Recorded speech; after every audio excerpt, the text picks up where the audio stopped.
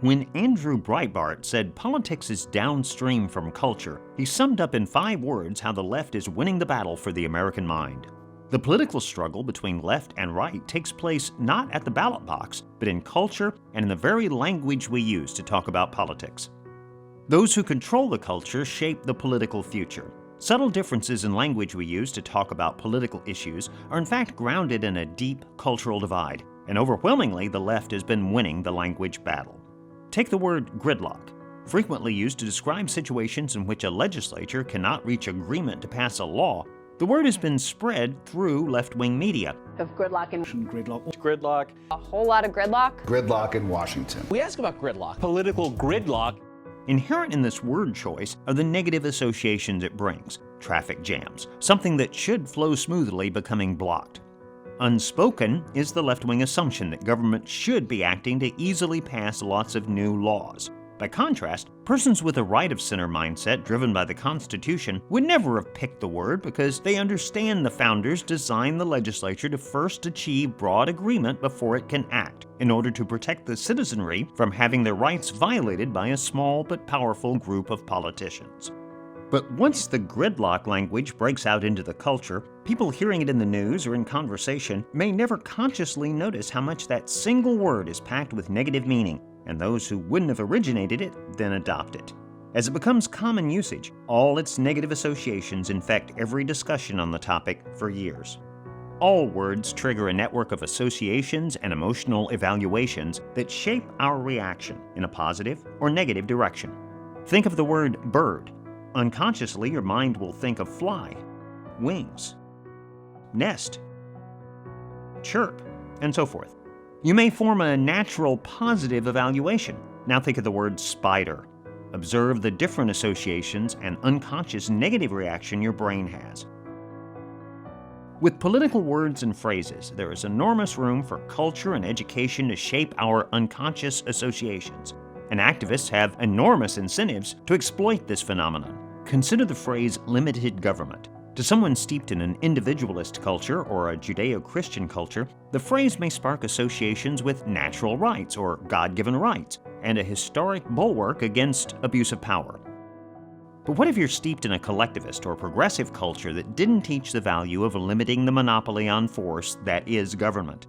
Your unconscious instant evaluation of the term may be totally different.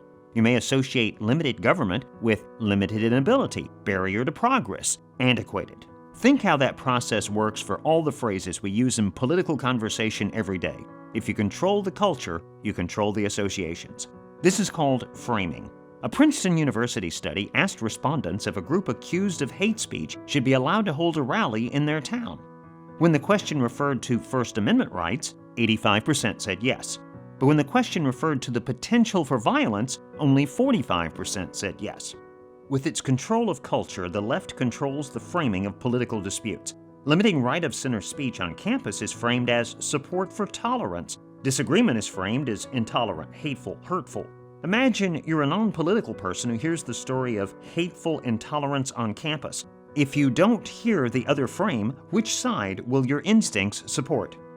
Similarly, framing income inequality as the 1% versus the 99% leads people to associate differences in income with something unnatural, morally wrong, not in keeping with a just and fair society.